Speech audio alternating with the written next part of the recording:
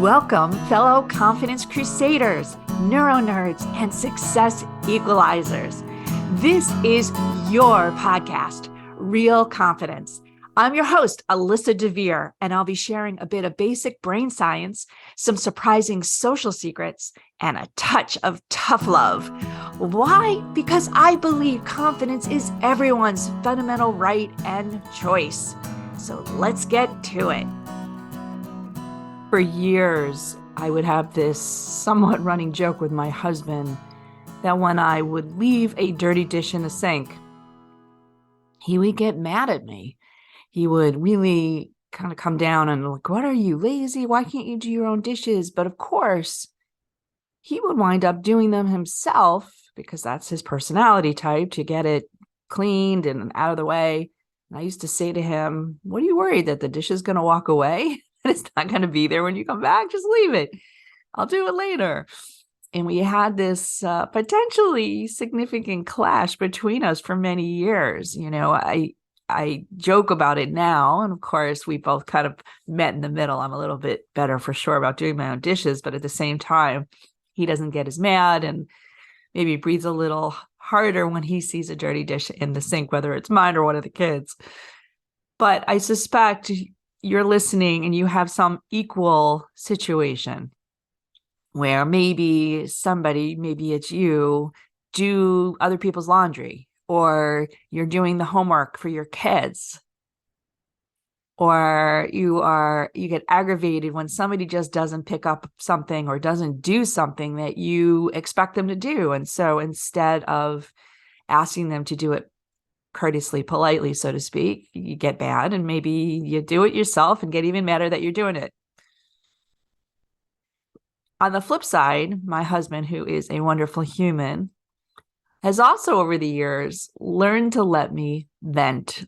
That's one of the things that I know he does, not because he loves hearing me kind of download my day's aggravations and what's going on, but he just knows it's an important part of my process, and that's a service, if you will, that he can offer sitting at the dinner table, kind of shaking his head, engaged in a way that I kind of can tell he's not quite there, but he's there enough to really be part of the conversation. But he allows me to do it and encourages me to do it. And in that way, he knows he's helping me really process through some issues, some ideas, particularly as the CEO of companies that I manage too. It's hard. I don't always have people that I can kind of confide in or should confide in with some of these issues. But again, my husband, who's not in the business, so to speak, can ask enough questions now to help me really process through and figure out things in a way that maybe nobody in the business can.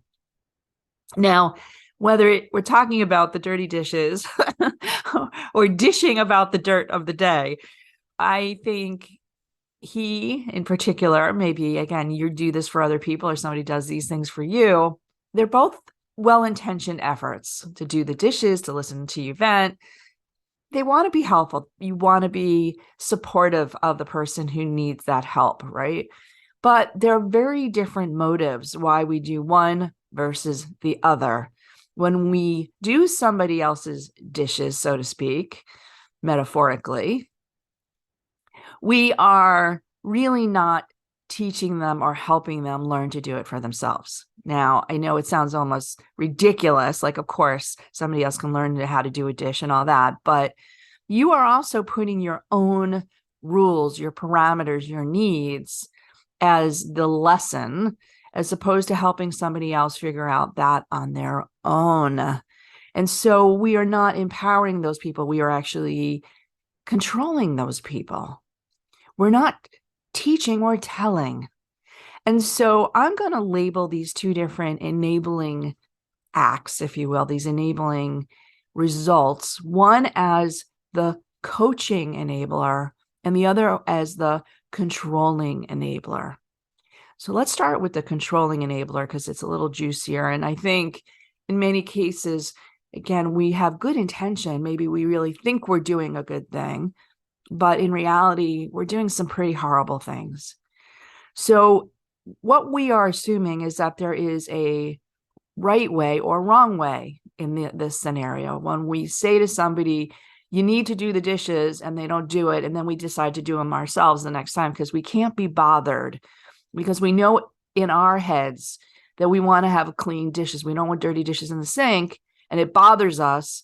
And because we don't think that the other person is going to do it, or maybe is not capable of doing it, rather than just realizing that it's not their value system, their priorities, but ours that are being violated.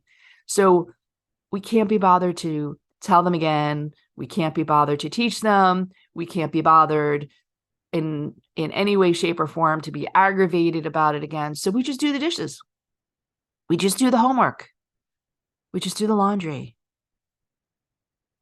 And when we do those things, they get done. They get done to our standards. They get done in our minds faster, better, easier than if we try to get the other person to do it. But have we really gained anything? Have we really fixed the situation in a sustainable way? Because you know that when you do that for somebody, they get dependent. They get reliant on you just taking care of it. Leave my dish in the sink. I know my husband's going to wash it. Don't do my homework. Mom's going to do it for me. And more severe than that, the dependency, the manipulation, if you will, of that person, because we are basically doing it for them. We're saying we're letting them off the hook, but we're also saying you can't do it. You don't know how to do it. We're going to do it better, faster, more productively than you can do it. That's confidence deprivation. That's confidence deprivation. Now, I'm also going to throw some more negativity at you, because sometimes we like to label these personality types. We like to label these participation strategies, if you will, in somebody's life. And we like to say that we're fawning them, or that we're just a doer. We're a doer.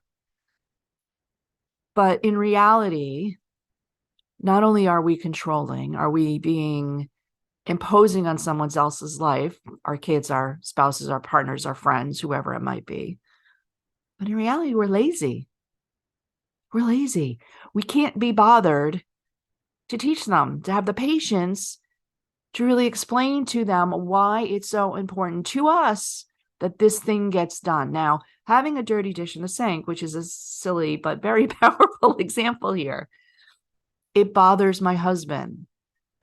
So instead of him telling me why and how it bothers him, and if I could make an effort to not do that for the following reasons, would be a lot better tactic, if you think about it, than just doing the dish, pissing me off and making me almost feel incapable, not worthy enough, right?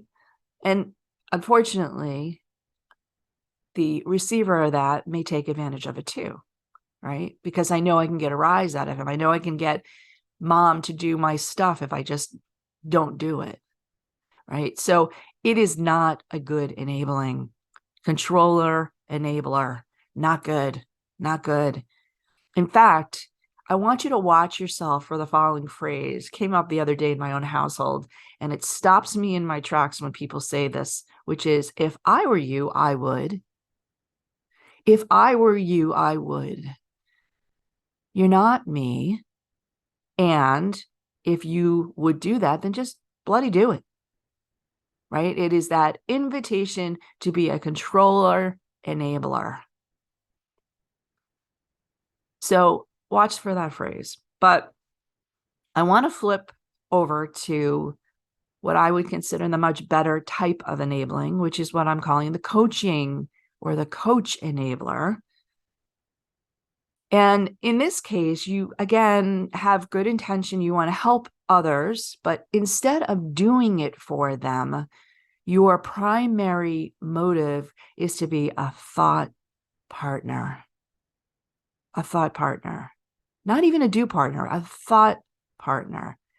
Because when you help others think, when you help them process what is already in their heads, they know how to clean a dish. They probably know how to do their homework. They may not know how to do answer all the questions in their homework, but they know how to tackle homework. They know how to do it. When you help them figure out what's holding them back from doing it, what kind of help do they need to do it, you empower them in such a powerful way, they don't think you realize it. Because not only do they then say, oh, I can do this. I want to do this. I want to get that dopamine drip. I want to feel accomplished.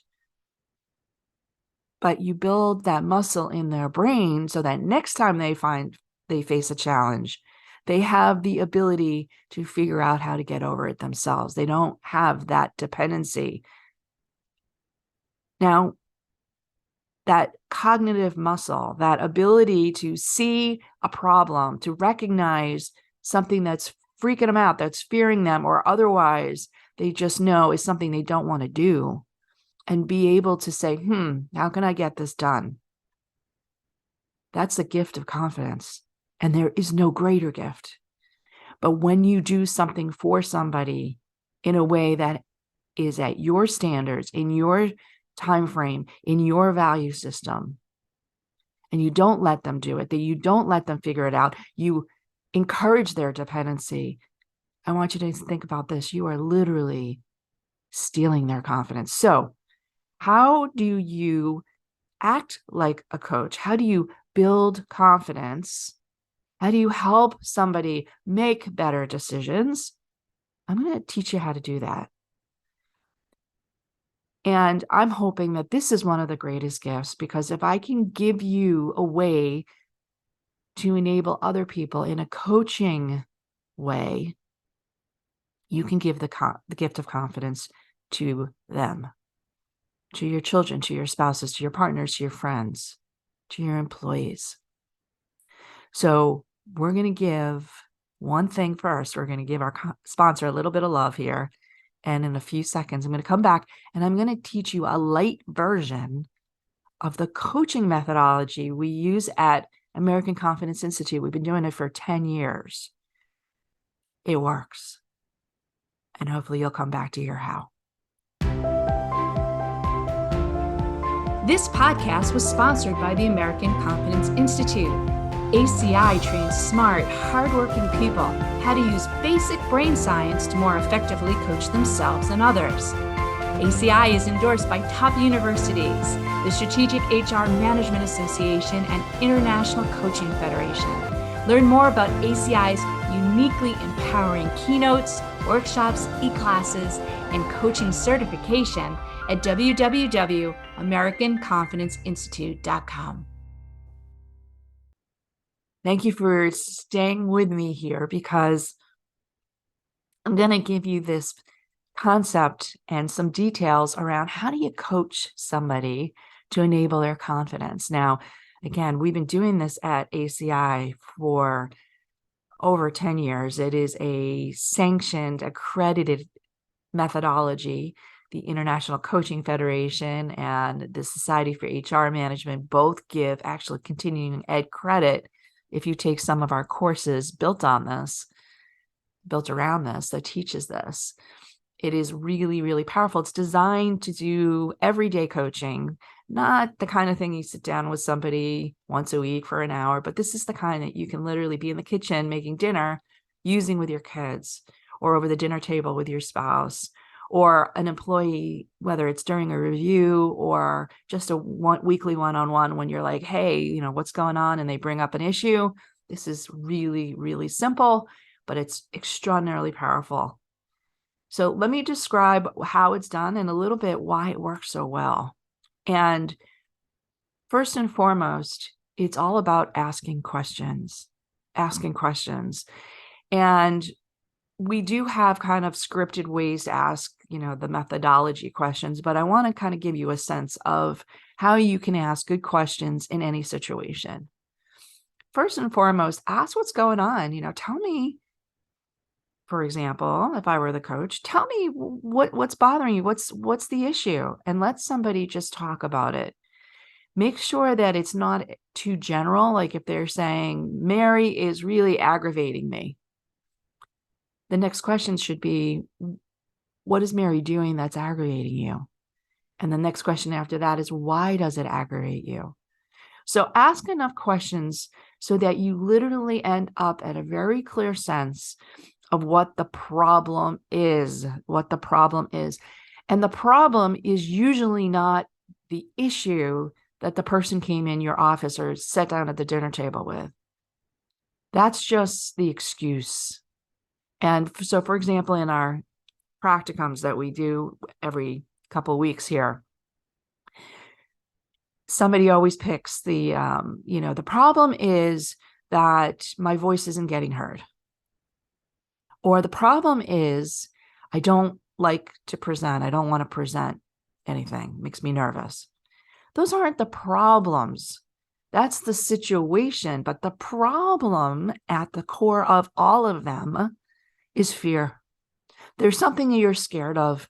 And the scare, as we harp on in all our podcasts, is going to smell like the fear of failure, the fear of regret, and inevitably the fear of rejection. The people aren't going to like me. They're going to think I'm stupid, weird, strange, incompetent.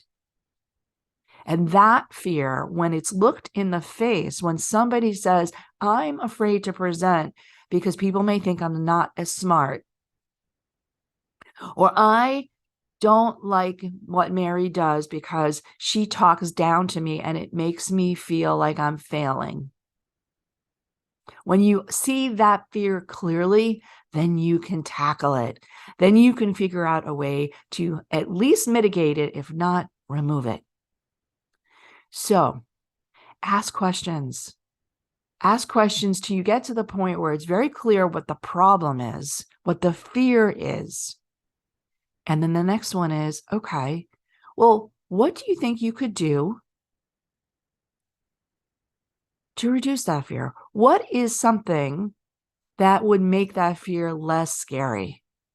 And push to get 2, 3, 4 good answers. And I say good, some of them are going to be harebrained.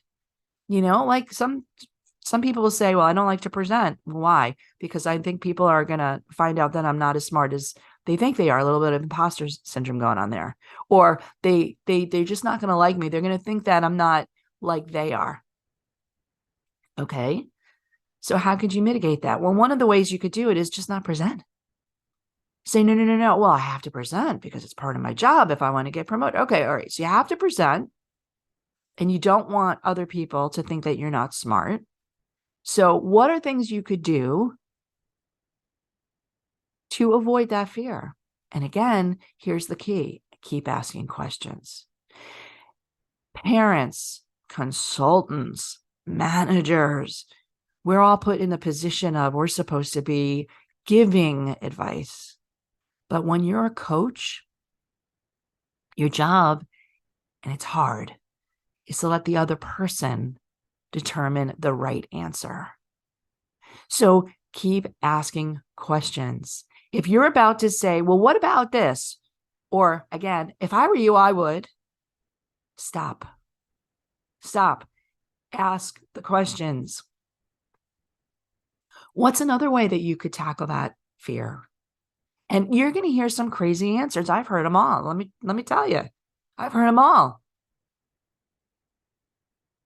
But keep asking the questions. Get 3 or 4 potential solutions out of that person. And at the end of those 3 or 4, when you feel like there's enough there, that at least 1 or 2 of them are, yeah, you know what, that could work. Then your next question to that person's going to be, which one of those ideas do you think would work best for you right now? Now, you're never going to have all the information. You're never going to have all the data, the risk statistics and all that. But for most situations, you don't need them, nor do they exist. What is the best of the 4 that you just laid out that you think would work best for you right now? And let that person answer. Again, the hardest part of this methodology is to not give advice, to not put your own opinion in there. Now, people will say, well, can I give some guidance? If the other person says, do you have an idea? Sure. But do not voluntarily say, let me give you some more ideas. Once that person picks the idea that they feel is best and they give you some rationale why, you have not only literally limbered up and strengthened their confidence muscles, but they're holding it on their own. So instead of saying to them, can I check with you in a week? Which is what, again, a lot of coaches are taught for accountability reasons. Accountability is very powerful, extraordinarily powerful. But a better way to ask is to ask for accountability. So once that person picks their idea, let's just say they said, well, I hate giving presentations, but I think next time what I'm going to do is I'm going to build the presentation and run it by one or two of the people that are going to be in the room in advance just to get their input. Great. That way you walk in the room, you have 2 fans already, and you have the opportunity to get input, change it, and you walk in already kind of with that empowerment. That's a great idea, Mary. I love the reason that you picked it. I love the fact that you came up with that idea. That's great. So in this new strategy that you're going to tackle, that you're going to try next time, how can I help you as your coach? And how can I help you? The answer may come back is, I'm good. I'm really fine. And you might have to swallow that, particularly if you're the parent, particularly if you're the manager, and you're saying to yourself, I am responsible for this person. I'm responsible so they don't make bad choices. Well, here's the change. You are responsible for that person's confidence. You are responsible to teach that person, not to tell that person. And so if they come back and say, I don't need your help, thanks anyway, what the best thing you can do at that point is say, hey, you know what? When you try that strategy, would you let me know how it worked? Because I'd be interested for myself, and I want to help you celebrate your success. And that is a little selfish. It's basically saying, I want to be part of your world. I want to learn from it. But at the same time, you're not imposing your opinion. You're not controlling that person. When you allow that individual to not only make their own decisions about how they want to tackle, but what your role is in this lesson, in this learning, in the process, you're handing them a bowl full of confidence. And by the way, when they come back beaming, telling you that it worked, next time they find a big mountain that's scary, that they don't know how to go over, they just may come back to you and say, hey, could you help me get through this one too? And again, you're going to repeat that process, because the goal is not for them to run back to you every time. The goal is not for you to do their dishes or their laundry or their homework, but your goal is to help them figure out how to do it for themselves so that they feel strong and enabled. My friends, this is so deep. I hope that you appreciate this, because it's really been bothering me as I hear friends and family who are not just helicopter parents, but literally now these days, I don't even know what to call it. It's like they are tow truck parents. They're pulling their kids along, and their kids are like, all right, I don't have to put the effort. I see this in managers who are trying to do their best, but they're getting frustrated and aggravated when they tell somebody to do something and that person doesn't do it. And the reason is because if you're a controlling enabler, there's no reason for that person to do it. So please take, I hope, this gift. I'd love to hear feedback at any time. I'd love to hear what you think, and if this methodology works for you. And if you really want to get down with the methodology and get really knowledgeable and practiced in it, because that's what we do in our practica, please check out some of the resources we have at the American Confidence Institute, particularly the coaching certification. So for today, I'm going to leave you with all these thoughts, and thank you. And I hope this has enabled you in a beautiful coaching way. Before we totally wrap up, I want to let you know that full transcripts and show notes for this and other Real Confidence episodes can be found on www.americanconfidenceinstitute.com podcast. I also want to remind you once again that the best way to get confidence is to give it to others. And you can do it just by liking and sharing this episode on your preferred podcast and social media channels. You can even give me some confidence by noting topics you'd like me to consider for the future. So for now, this is Alyssa DeVere. Thank you for helping to bring more confidence to the world. Master editing done by Ben Weinstein with original music performed and composed by Jeff Mitchell. Real Confidence is a production of American Confidence Institute. All rights reserved.